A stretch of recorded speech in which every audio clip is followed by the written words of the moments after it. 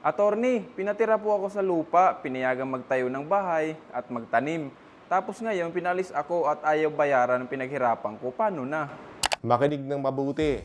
Kung alam mong hindi mo lupa ang tinayuan mo at nagpaalam ka lang sa may-ari, hindi ka builder in good faith sa ilalim ng Article 448 ng Civil Code. Sabi ng Korte Suprema, ang good faith ay para lang sa mga taong naniniwalang sila ang tunay na may-ari ng lupa.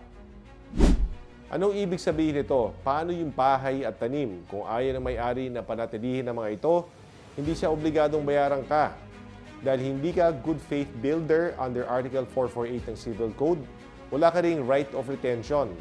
Ibig sabihin, hindi mo pwedeng gawing hostage ang lupa at sabihin hindi ka alis hanggat hindi binabayaran.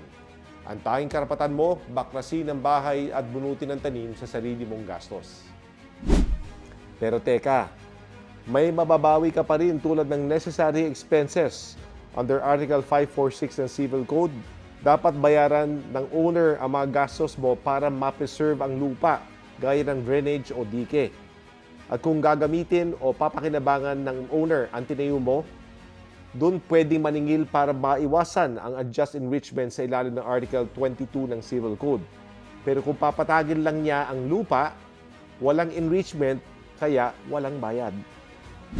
Tandaan, sa batas ang permission ay pwedeng bawiin anumang oras, kaya bago magbaon ng poste, siguraduhin may kasulatan o kontrata para hindi ka luhaan sa uli.